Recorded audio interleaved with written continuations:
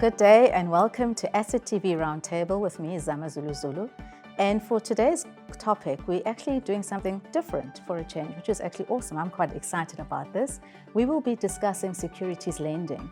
And to unpack this topic, I'm joined by three experts to discuss it. So first up, we've got a lady.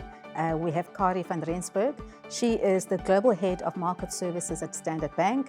Her colleague, Hitesh Harduth, who's the Head of Securities Lending and Borrowing also at Standard Bank. And then last but definitely not least, we have Lungelo China, who is Head of Trading and Fixed Income at EPPF. Lady and gents, welcome. Lovely to see you. I'm looking forward to our conversation for the next 40 odd minutes. Thank you. Right, so securities lending, full disclosure up front, I had no idea what it was all about. Prior to this conversation. Obviously, I've done some research and having engaged with you beforehand. But maybe for the benefit of our viewers, let's maybe start there and define what is securities lending and just unpack that. So maybe, Kari, let's start with you. Okay. Securities lending is a temporary transfer of securities between a lender and a borrower for a fee. What does that mean? So if you think of a pension fund or asset manager, they hold shares and bonds in their portfolio. And they're trying to get the best return on those shares and bonds in portfolio. So to make that work harder, what they can do is they can actually lend that out to a borrower for a fee.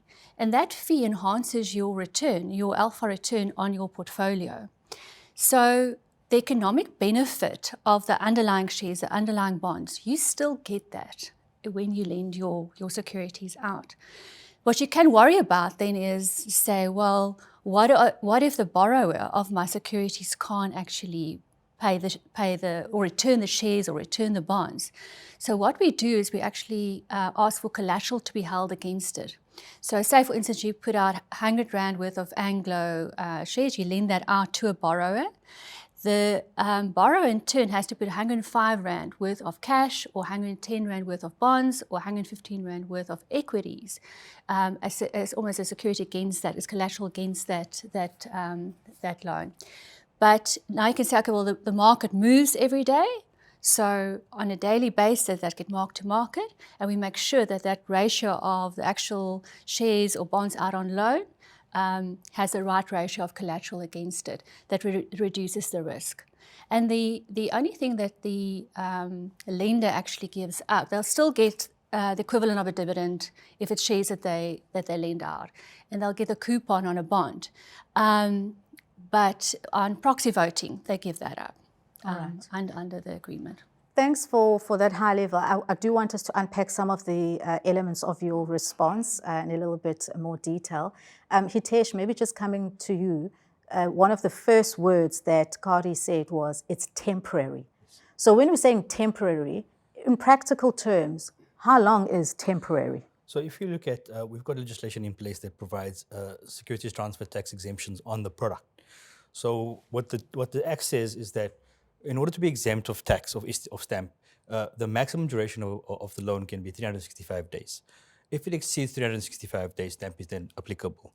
Then we also have a 10-day rule in South Africa where a borrower cannot borrow a stock and sit long that stock for longer than 10 days. Otherwise, it's not deemed a securities lending transaction anymore. It's deemed a buy-sell back, and then stamp is applied again.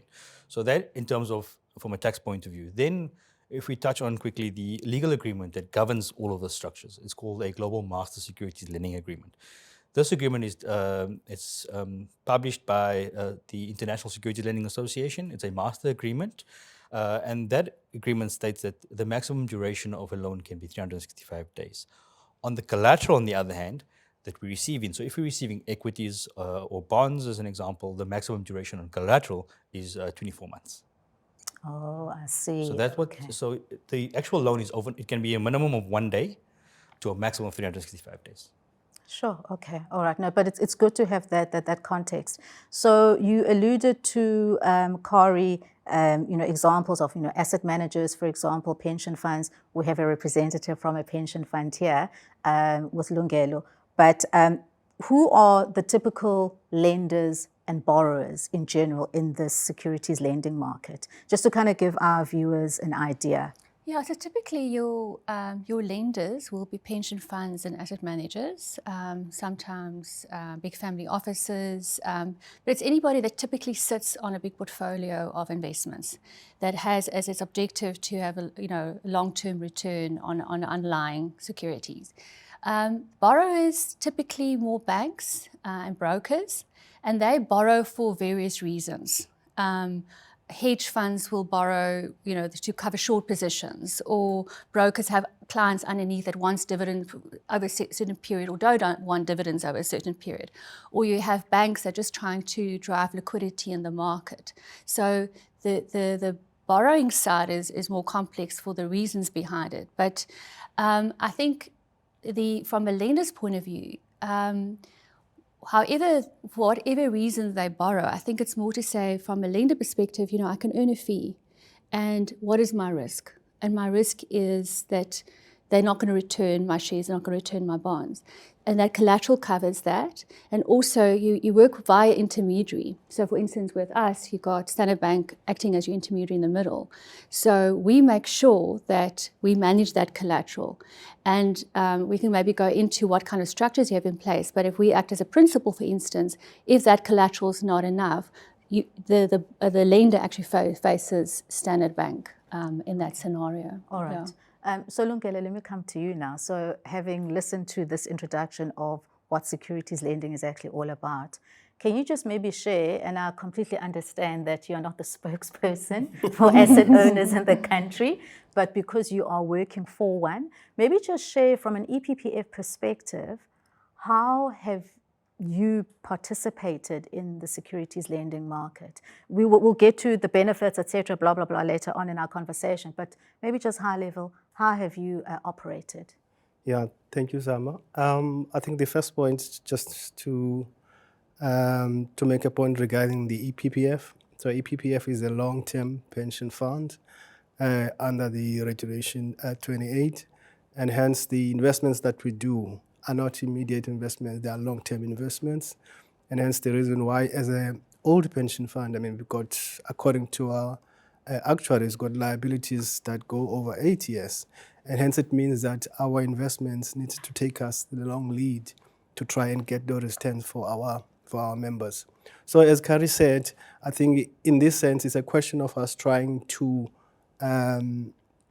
sweat the assets that the fund has. So for example, that where is a share or equity or a fixed income, there is kind of like two types of returns that you get there in terms of the total return. So you get the price appreciation of the share or the bond, or you get the income out of that. But now when you add the scrip lending, it's kind of like adding another type of return that you get there for the members. So for EPPF, it is quite important, and because, as I said, it just adds the return on top of what we returning for our members. At EPPF, unfortunately, we don't have the internal team to run the EPPF business, and hence the reason why we went out to outsource that business to people that we feel that they are experts and they are knowledgeable and have got experience in doing the business. So the likes of Standard Bank, the guys are sitting next to us here, and then the other banks as well in the market, they do have the expertise and the experience in this type of business. Okay, no, excellent. So Hitesh, let me come to you now. So Kari in her introduction mentioned a fee that the lender earns as part of this transaction. Can you just maybe give us a feel for the numbers? I'm assuming there's some negotiation. Is there an industry standard? I'm just curious. Is there an industry standard when it comes to the fees? So it's twofold from you look at the fees, Azama. When you look at the borrower, they'll come to us and they'll request a loan position. They're looking for stock, they're shorting, and they'll put out a locate to the market. So borrowers deal with most lending desks, banks, etc., that are able to lend stock, and they'll put out a feeler to say, listen, I'm looking for 100 Anglos, what can you borrow us at? So we'll say, we call it general collateral or GC rates. That averages around between 25 to 30 basis points. It's an annualized fee. Then when we speak to the pension funds or the lenders, we will say, okay, you're going to borrow us your assets. We're going to as we included, we're going to maintain these positions for you. We're going to operationalize it for you. And to do that, we'll charge you, we'll enter into a fee split agreement. So typically, we'll enter a fee split agreement with the pension fund, either 70-30, 60-40, depending on the percentage split. That's negotiated up front. And whatever we get from the 30 basis points, we then will split it accordingly. So on our side at Standard Bank, we have systems that are rule-based systems. We put that in as a static data setup, and it automatically will calculate what the lender's portion is, where we can't interfere with it. So that is programmed up front, and we're able to trade to make sure that the lender does receive the portion that was agreed upon. And then at the end of the month, it's an annualized fee. So if the position is out for 1 day, it will calculate for 1 day or so forth. At the end of the month, we provide them with a pro forma invoice. The fund will then vet and check and make sure that the fees that is due to them is actually due to them based on the calculations. And then they provide us with the invoice. And typically within a few days, working days of the next month, we will then pay the pension fund the fees, irrelevant of us receiving the fees from the borrower. So that's also the advantage of having an intermediary manage the process for you. If you're acting in a principal relationship, and we can go into it a bit deeper in terms of the agency and principal, but the intermediary will stand good for all economic benefits that's due to the fund. So in terms of fees, dividends, we will then contractually pay the dividends or coupon payments on payment date, whether we received it from the borrower or not. The fees get paid to the pension fund at the agreed upon date. So we have a service level agreement with Eskom that makes sure that we're able to pay them by a certain date, and by that day we ensure we pay, whether we've received the borrower's money or not. So in essence, they're quite protected from that point of view. All right, so you mentioned a range, 25 to 30 basis points. That is sort of the vanilla fee. Vanilla fee, yes. So there are times where there's hot stocks. So as you can imagine, this last 2 weeks has been a bit of a nightmare on the markets. Everybody shorting different names. The bank stocks were going a bit higher. Commodity stocks were more expensive. So it depends on the supply and demand. You know, if there's only so much amount of shares available to lend, then obviously the price will go up. All right, okay, and that's an ex-VAT number that you're quoting, number, okay, yes. because I think that's more quite relevant. If I may, in April 2023, SARS actually aligned the security lending product to other financial products, where we are now exempt of VAT. So we are no longer paying VAT at the moment. We are exempt of VAT, zero rated if you want to call it. And that comes as a benefit for that. The pension funds are tax neutral, so some of them were originally non-VATable, some of them are VATable, but because the product is non-VAT, there's no longer VAT applicable. Oh, great. Well, I'm glad I actually asked that question, because I just assumed, because in the asset management space, most of the fees are quoted as ex-VAT, so yes. I just assumed it was the same. So it is always quoted ex-VAT, but since that changed, it's VAT zero now. Oh, excellent. Okay, well, that's good to know. Thank you for that. Kari, let me come to you. I'm just curious, are there any particular types of securities that are always in demand? Fair enough, you know, markets move in cycles. So I can imagine the week that we've just had last week, I mean, Hitesh, you referred to it a little earlier, you know, in terms of the demand for some of the stocks that were being shorted, etc. But when you look at your analysis for demand and supply, is there any trend that you've picked up? I think if you look, I think it depends on the period of the year. It depends on the year. I think last year bonds were very, very popular. Government bonds are very popular. I think this cycle, I think Hitesh, it's on the desk. I think it's probably best placed to answer the question for us. What was popular in the last quarter? So in the last quarter, definitely the equities, I guess, as I mentioned, the commodity sector, the sort of the bank sector, clients shorting those names, taking advantage. We did see a massive decline, as Kari mentioned, on the bond side. So restructuring, changes in regulations that have negatively affected the security lending industry in terms of bonds being returned and no longer required as much as they used to be. But there's a change in regulation coming through with the FRTB, the Fundamental Review of the Trading Book, that's coming through around July. And that will then, what that change does is banks have to then put up more collateral on their trading books. And securities lending is a mechanism where they can raise that collateral via borrowing it and paying a fee. That's more efficient ways of raising bonds and placing it out as collateral and paying the fee and putting up other collateral that they're along with, because in that criteria that's coming up, there's a certain amount of collateral that's eligible. Okay. Is there something you want to add? Yeah, it would be interesting to know if there was a spike, I mean, in the fees, for example, I mean, on the gold stocks. seeing that the gold, I mean, has It spiked was up a quite massive spike. There's a massively. massive, actually currently at the moment as we speak, on a few names, there's a massive demand for them. And what we're experiencing on the dual listed names, so if you look at Anglo, Glencore, that are dual listed, is the South African line is in high demand because everybody's shorting the SA line, and we have surplus supply in the jurisdictions in London and in the other countries, but the South African line is in short supply. So that has driven the average rates up from 25 to 30 to almost up to 1% to 1.5% Oh my on that goodness, transaction. that is significant. So it is significant, yes. Sure, okay, interesting. Yeah, I suppose the markets are ever so dynamic. So, Corey, the loss of voting rights that you referred to right at the beginning, have you found that to be perhaps problematic in any way for the lender? I'm just interested. I mean, and if the lender decides, they want those voting rights, for whatever reason, is it tough tackies? You've now given up that right? No, not at all, because the lender can just ask for the stock to be returned over that period. So if it's important for them to do the proxy voting, they can say to Tesh in the desk, please return the stock, and then they can vote if it's important. Yeah. Oh, okay, great. And then in terms of tax implications, I mean, we touched on that a little bit earlier. Is there anything that you'd like to add at this point before we move on? I think maybe just on the dividend. I think, obviously when you lend the stock out, the borrower, if it's equities, the borrower will receive the dividend. But he has to put the lender in the same position. So if the asset manager is the lender, the borrower has to give back a manufactured dividend grossed up for tax, so that the lender is always in the same position as if he was holding on to those shares the entire time. Ah, okay, Yeah. all right. Well, another thing I really want to add is that's very important. The lender, so your pension fund, your asset manager, still gets economic benefit of the shares. So in your portfolio, that capital fluctuation in the underlying bond, the share, etc., you still get that in your portfolio. And you obviously get the dividends, you get the coupon, all of that.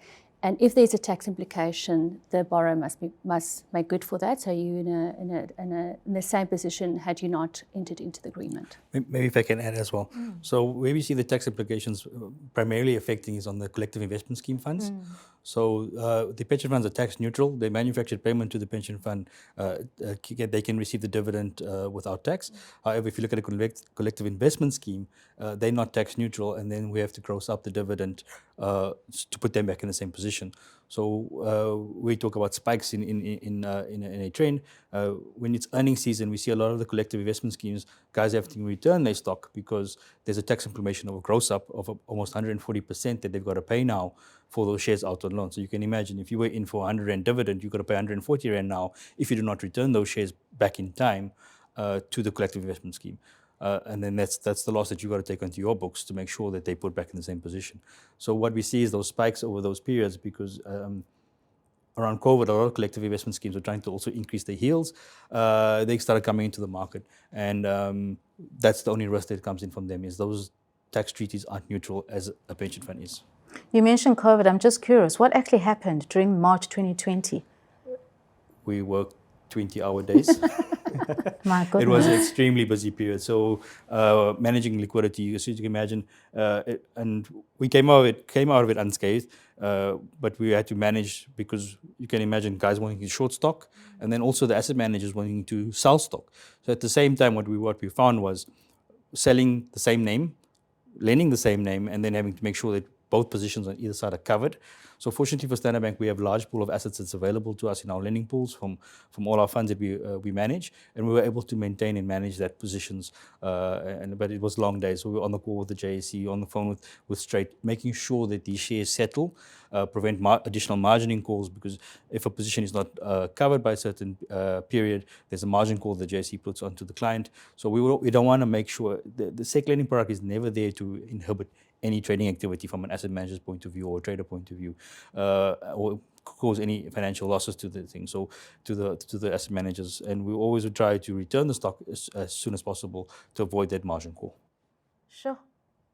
But I'm sure it was an interesting... It was an interesting, so... But you have no grey hair. So it wasn't too bad. Yeah, I tell my family, this is from the kids and this is from Standard Bank. Yeah, no, interesting. Lungelo, and then just coming back to you. So the whole point that we're just talking about COVID, was there anything particularly of interest for you? I mean, I'm not sure, I don't even ask how long you've been with the EPPF at that particular period of time and managing the portfolio in this securities lending space. Not necessarily, as I mentioned earlier, that we are in a fortunate position that we have externalized that business. So I think where we got the challenge is where, I mean, like Hadish was saying, in terms of most of the PMs trying to sell the stock in the market. And then we come to a point whereby sometimes the stock that we're trying to sell maybe is out on loan. And then we kind of like use that uncontested right for the fund that, okay, we need to recall the stock. But other than that, everything was smooth, actually. So I think the guys that look at the numbers from them, then they will tell you whether the numbers that they're talking about were actually realized. But yeah, on our side, not much of an issue at all during that time.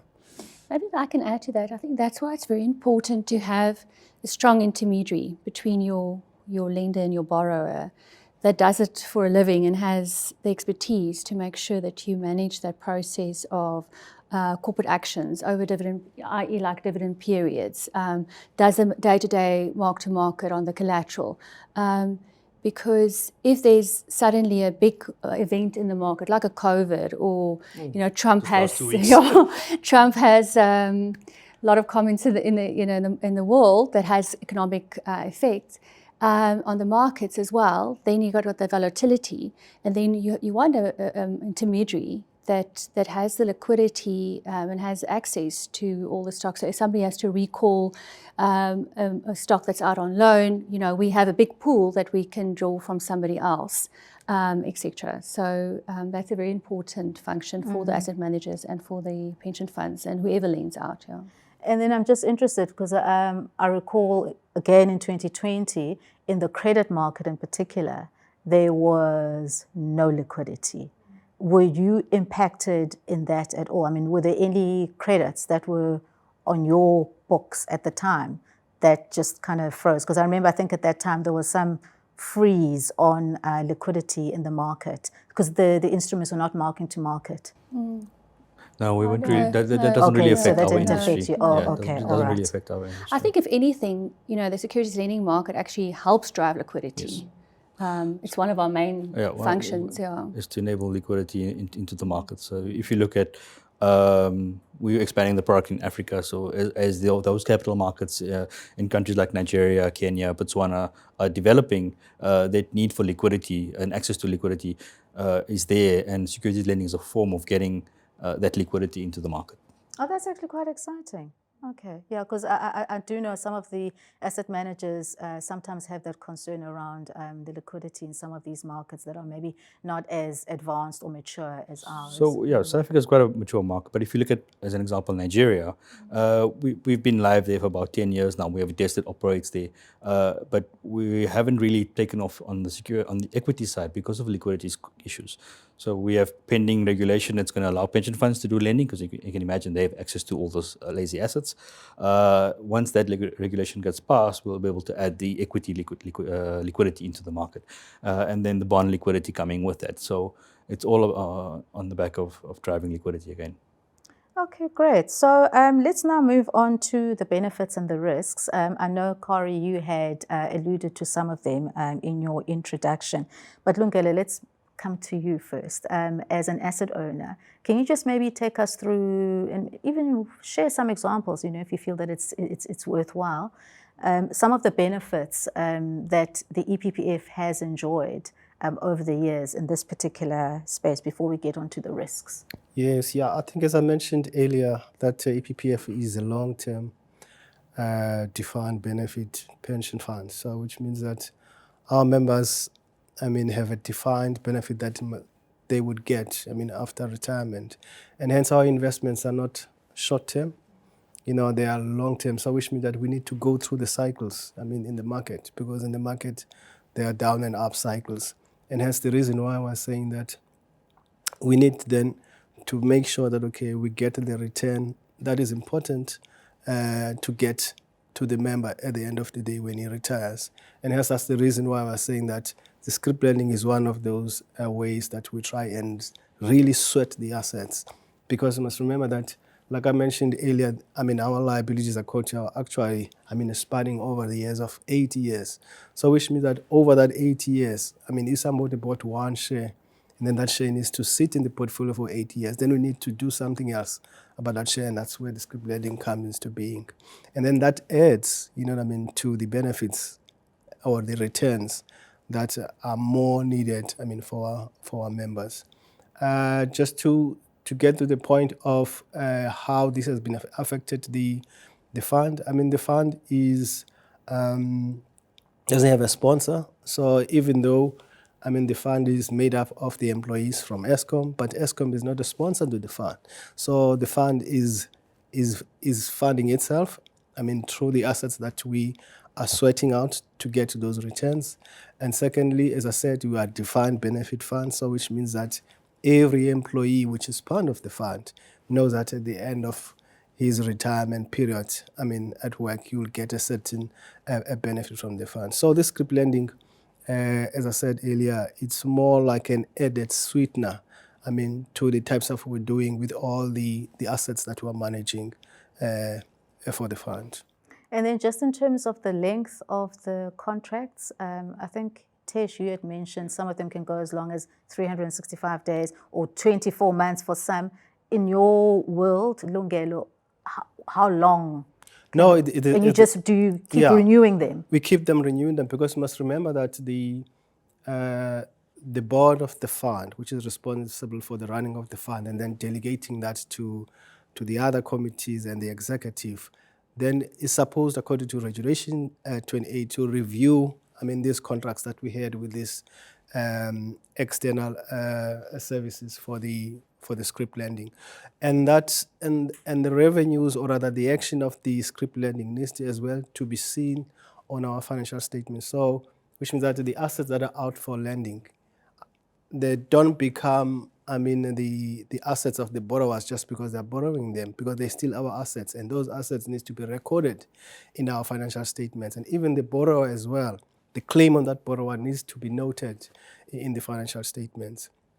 So it's a very, very, very rounded and important type of business that we are engaging in this scrip lending. Okay, is there a limit in terms of how much can be lent out? Yes, there is a limit. I think internally we've got a limit of about 50% of the portfolio that can be lent out, and I think on their side probably they would have probably maybe a counterpart like 25% that would, for any particular share, you cannot lend more than 25% of that holding to one counterpart. But for us, 50% is the limit.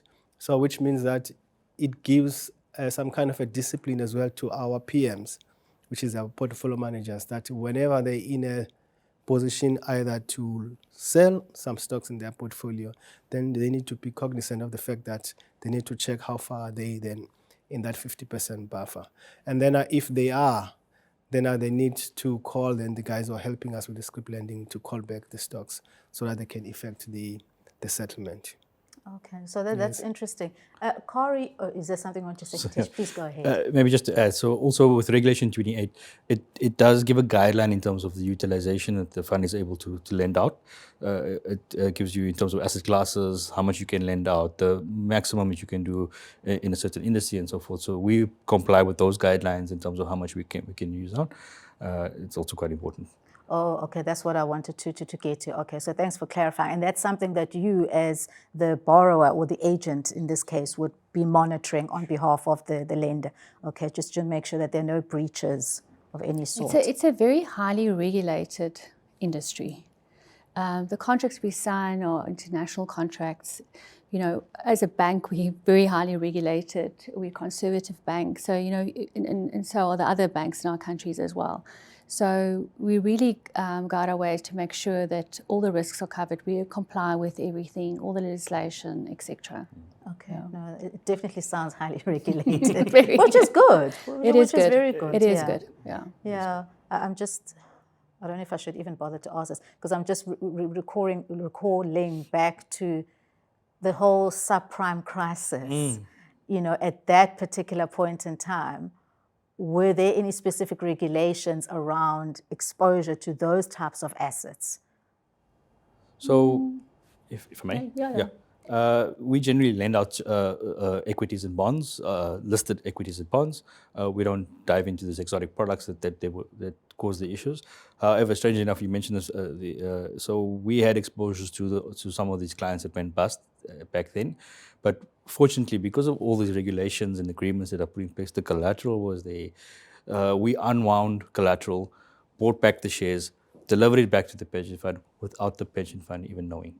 So we were able to put them back in the same economic position because we mentioned earlier we were able to sign as principal and agent. In the principal capacity, Standard Bank took it on to say we're going to make sure we put the lender back in the same position. Because that was going to be my next question Yeah, around. so if I could maybe add to that. So what he's saying, just to give a practical example.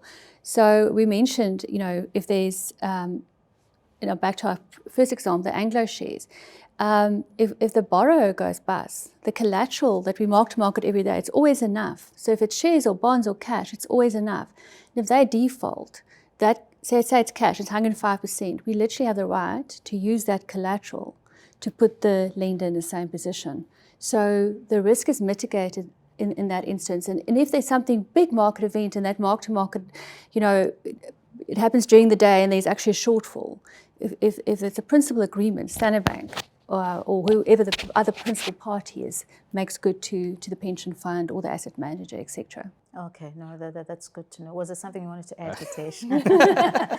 So also just what intermediaries do, like ourselves, is we have a very strict credit monitoring process as well on our side. So we feed all our trades to our credit department, which is independent of our desk, and they monitor the liquidity and volatility of the assets we are lending out and the collateral we're receiving in to ensure that those assets, and we assign a PFE risk to those assets to say, okay, we are comfortable taking this amount of risk on this exposure at the moment with each client on either side, and to make sure that we're holding liquid assets so that in the event of a default that we are able to unwind liquid assets in a short period of time and to put the lender back in the same position.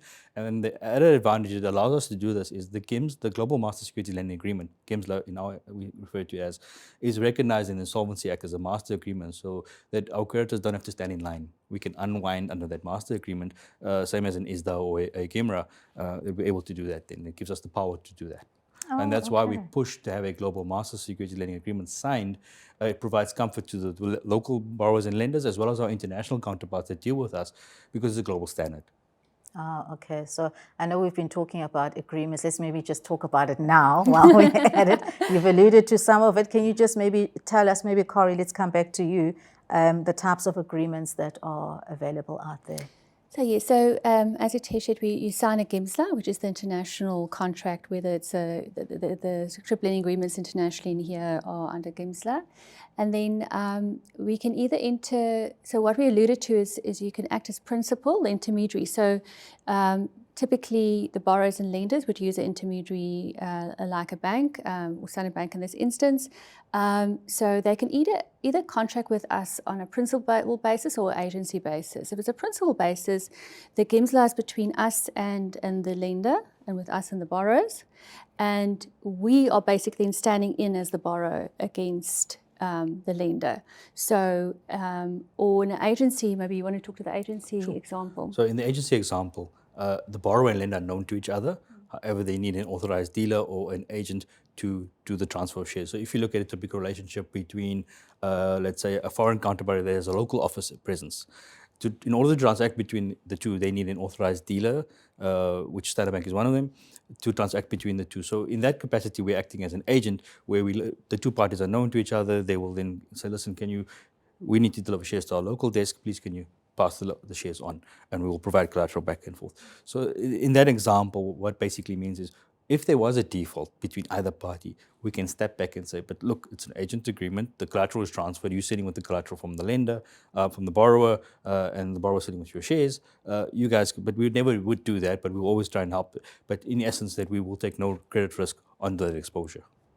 Yeah, and then the principal agreement, because the lenders is contracting with Standard Bank or Absa or Nedbank, whoever the intermediary is, they look to the bank because that's the counterparty in that instance. Oh, okay, Yeah, that makes but in sense. both instances, agency and principal agreements, your intermediary, your bank, your scrip lending desk will do the daily mark to market. They will manage the settlements. They will manage the corporate actions. They'll give statements and all of those operational functions. Oh, all right. So there are these added benefits as well. Lungelo, as the EPBF, are you able to disclose what type of agreement you have in place? No, it's the same agreements that they mentioned, the Gimla agreements that we have between us as the PPF and them as the agency. I think what is more important on our side is the fact that these agreements are monitored annually, so which means that the board, which is delegated to the committees and then the executive, together with the auditors, they need to annually monitor these agreements. And then there is some expectation in periodic times, like maybe quarterly or annually, that we look at the reporting as well and try to see whether maybe the credit standards are still met according to the agreement, so that we can make sure that, okay, there is a synergy between our assets that they are using and the type of revenue that are generated from the scrip lending. Yeah. Okay, great. So Hitesh, let me come back to you. How big is this market in South Africa? I'm just curious. And compared to the global securities lending market? So we are at the tip of Africa and we are a drop in the ocean in terms of global standards. So if I ran stats yesterday, a April 23 to April 24, 24 to 25 view, the current global assets out on loan is 54 trillion rands. Whereas if you look at South Africa, the average assets out on loan is sitting at 198 billion only. So the size fluctuates between 130 to 250 billion at any given point in time, but it averages around 198 billion of assets out on loan, and that's bonds and equities. Primarily a lot more focused on the equity side, but there is a portion of bonds in there as well. Okay, sure. Okay, those numbers, I'm just still stuck on the 54 trillion number. Yeah, sure, that is a big number. In rands. Yes, in rands, fair enough. And Kari, we've obviously seen some interesting amendments to some of our regulations out there, particularly Regulation 28 on the pension fund side, as well as the implementation of the two-part system in September last year. Have these two events impacted or affected the securities lending market in any way from your perspective as a bank? Have you seen anything change? No, I think if I can maybe speak more generally as well. So we've not really seen that much difference, even on the custody side. We've not seen a big impact of two funds. I think, and in pensions funds side, I think the contributions almost helped fund two pots for the most part. And typically the pension funds do keep a big portion of cash as well. I don't think we've really seen a liquidation of too much equities and recall and that kind of thing. Maybe on the smaller funds. So some of the smaller funds we did see ramping up to September. A few of the smaller funds, anticipation of those large withdrawals that were coming through, liquidated some assets to hold some cash on hand. There really was a non-event in our space. Oh, okay, that's interesting. And from your perspective, Lungelo? Yeah, we had an expectation of about plus or minus 2% of the fund could get involved in the two-pot. But I mean, we ended up pretty much lower than that. In actual fact, there was no liquidation that we needed to do. So like Kari said, I mean, there's other assets that are more liquid than us, like disturbing the equity portfolio just for the two-pot. Oh, okay. So the contributions and some other assets, maybe in the money market, we were able to take care of those. But as I said, I mean, the numbers have been disappointing for the two-pot. I mean, vis-a-vis the expectation that we had. Like I said, we had like 2% out of the whole fund, but we couldn't even scrape 1% in terms of those those activities from the two-port system. So not an issue at all for us. You said disappointing. Sorry, Hitesh. Yes. I just want to understand this. Disappointing. Were you happy? No. We are happy, but disappointing in the sense of like we had put aside that, okay, 2% will be I used hear you. Okay. for two-port. And then I already found that it was a damn squeebit.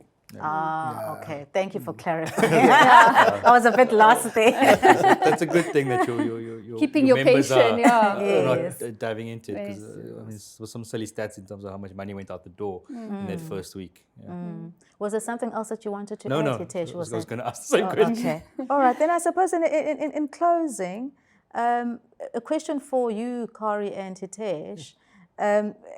As a participating borrower in this market, I mean, Hitesh, you shared some of the stats in terms of the size of our market compared to what's happening globally.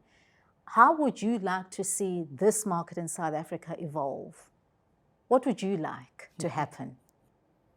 I know you're most probably not expecting this question. So it's a good one. It's a hard one. I want like a bigger market. I think from my side, look, we've had sub-investment grade ratings, grey listings, and what we've seen is, if you look at pre-financial crisis, our book made up, majority was about 70 to 80% of foreign investments that we were lending to foreign clients, and 20% local, where that switch is now probably 10% foreign investments and 90% local clients that are playing in the sector lending space. Maybe with the relaxing of the regulations and us coming out of grey listing and maybe getting a better investment grade, we were able to see more investments into the country. So I think government's working very hard in getting us where we need to be. Once that comes through, we'll see us seeing more flow coming into our market. And then I think partnering up, as I mentioned earlier, into the African markets is Standard Bank's drive to grow Africa, is to grow those markets that can benefit. So as we leveraged on our international counterparts, like ISLA, the International Securities Lending Association, South Africa has a Securities Lending Association as well, is to leverage our expertise from all the members into the African markets. So I think it's quite key to see us grow as Africa. Oh, fabulous. Anything else for you to add, Kari? No, I think I just maybe want to highlight, we've spoken a lot about the risk and the contracts and the methods. I just want to add, one must actually think of this as a very simple product. Because at the end of the day, it's a product that drives liquidity in the market. It's highly regulated. The risk is incredibly low, but it adds returns to investors. It adds to your alpha. So it really is a product, and in its simplicity, it's a very basic product that adds alpha, and the risks that you have are mitigated and highly regulated. And I think you've hit the nail on the head there, because I think for anyone managing money, that's really what you're trying to achieve for your investors, is to generate alpha. Otherwise, what are you doing? Yep. And this is just another tool to help you generate more alpha that you can consider. So no, it's fabulous. I know we could have carried on for a little longer. I was really enjoying this, learning a lot more about this particular market. But Lungelo, Kari, and Hitesh, thank you so much for all your insights. And I really hope that our viewers really enjoyed this session and learned a lot. And who knows, there could be even more interest in this part of the market from some of the viewers. I'm thinking particularly the likes of a family office, because I think that most probably the common clients for you as Standard Bank are the pension funds as well as the asset managers, but maybe not as many family offices that participate in this market. So let's see what happens. Yeah, thank you. Thank you so much. And thank you to our viewers for your attention. I really hope that you found this session insightful. And so thank you so much. Take care.